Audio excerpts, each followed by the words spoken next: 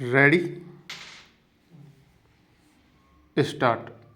अध्यक्ष महोदय, मेरा कहना यह है कि जो स्वतंत्र विचारों की अभिव्यक्ति का माध्यम है, अगर वहाँ निष्पक्ष बात कहने पर वरिष्ठ अधिकारियों को हटाया जाएगा तो आगे चलकर उसका परिणाम क्या होगा, यह आप ही सोचें।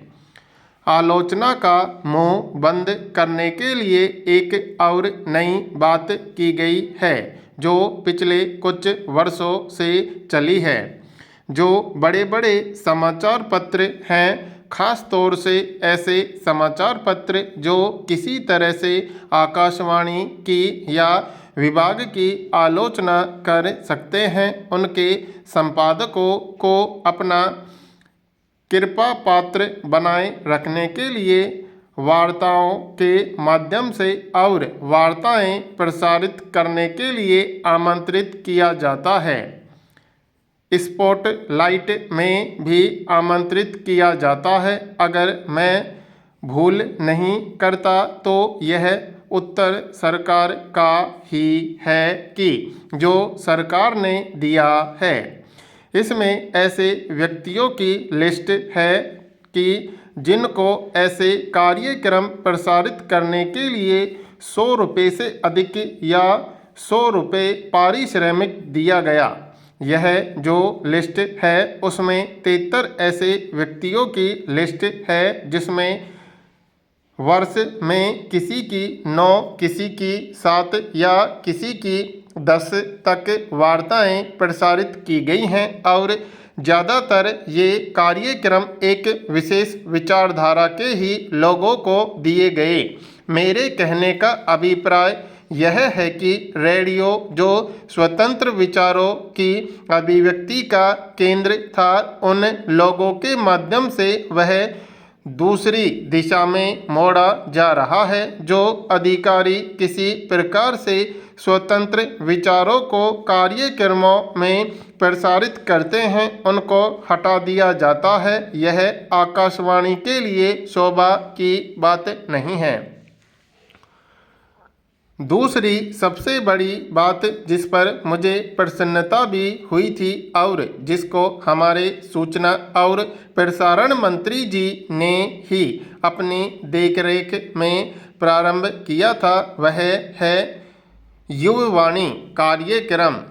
उसको युवकों के लिए ही रखा गया है। इस प्रकार के कार्यक्रमों की युवकों के लिए आवश्यकता भी थी, वे अनिवार्य भी थे और हर तरह से ठीक थे। लेकिन आश्चर्य की बात यह है कि इस युववाणी कार्यक्रम के प्रसारण की देखरेख के लिए एक रिटायर्ड व्यक्ति को नियुक्त किया गया है।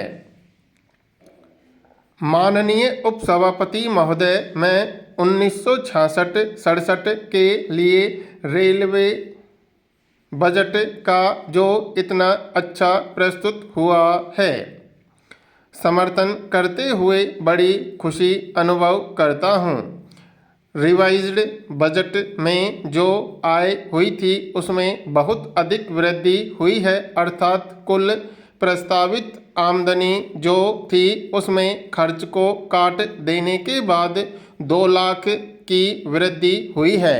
इस प्रकार कुल बजट जो है यह साबित करता है कि यह बजट प्रशंसनीय है।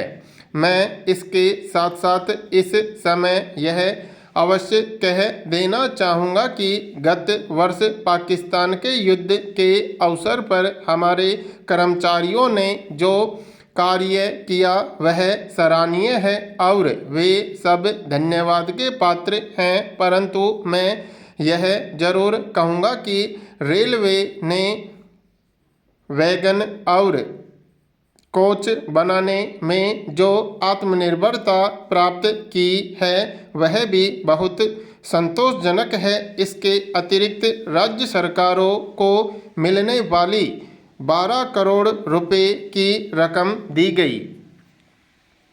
मान्यवर, मैं इलाहाबाद हाई कोर्ट की एक बेंच पश्चिमी उत्तर प्रदेश में बोलने का इसलिए समर्थन कर रहा हूं क्योंकि पश्चिमी उत्तर प्रदेश के लोगों को अपने लिए न्याय मांगने के लिए इलाहाबाद जाना पड़ता है और इसके कारण जो वहाँ का गरीब आदमी है या कोई भी हो उसका बहुत बड़ा शोषण इलाहाबाद में जाने के बाद होता है।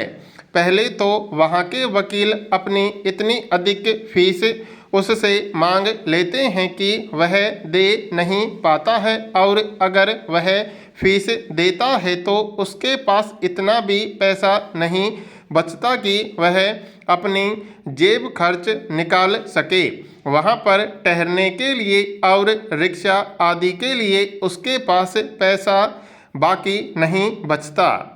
मेरे क्षेत्र के जो लोग वहाँ चले गए हैं उनको यह कहते हुए मैंने सुना है कि उनके पास पैसा बिल्कुल नहीं बचा था और वकील से पैसा लेकर वे अपने घर पहुँचे हैं और अब दोबारा इलाहाबाद में जाकर हाई कोर्ट में न्याय पाने की स्थिति में वे नहीं हैं।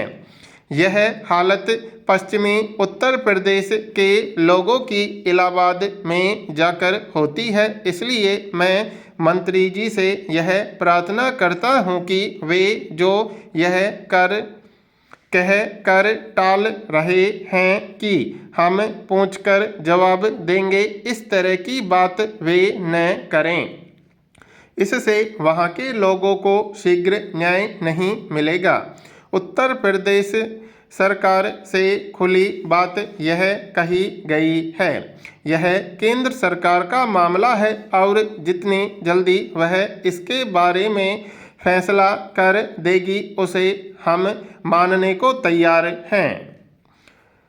मैं माननीय मंत्री जी से एक प्रार्थना और करना चाहता हूं। मैं इस विषय में कुछ कहना तो नहीं चाहता था और न कोई मांग इस तरह की उठा रहा हूं कि पश्चिमी उत्तर प्रदेश के एक ज़िले में इस बेंच की स्थापना हो जाए, लेकिन मैं एक सुझाव देना चाहता हूं। जितना ज़िला बिजनौर में एक इमारत बनकर तैयार हो गई है और कई लाख रुपए की यह इमारत बनकर तैयार हुई है। अगर वहां पर यह बेंच स्थापित हो जाए तो बहुत उपयुक्त होगा। मैं इसके लिए मांग करता हूं कि मंत्री जी इस पर विचार कर लें और सोच लें कि क्या यह हो सकता है। अध्यक्ष जी, सम्माननीय सदस्य ने यह आरोप लगाया कि हम इसको टाल रहे हैं। यह उचित नहीं है। मैं आपसे निवेदन करूं कि हम इसको टालने की कोशिश में नहीं हैं। जैसा कि मैंने निवेदन किया कि कानून में यह जरूरी है कि इलाहाबाद हाई कोर्ट के मुख्य न्यायाधीश के विचार लें और सुप्रीम कोर्ट के मुख्य न्यायाधीश के विचार लें। इसके बाद हम किसी निर्णय पर पहुँचें। इसलिए यह कहना कि हम इसको टाल रहे हैं वह ठीक नहीं है।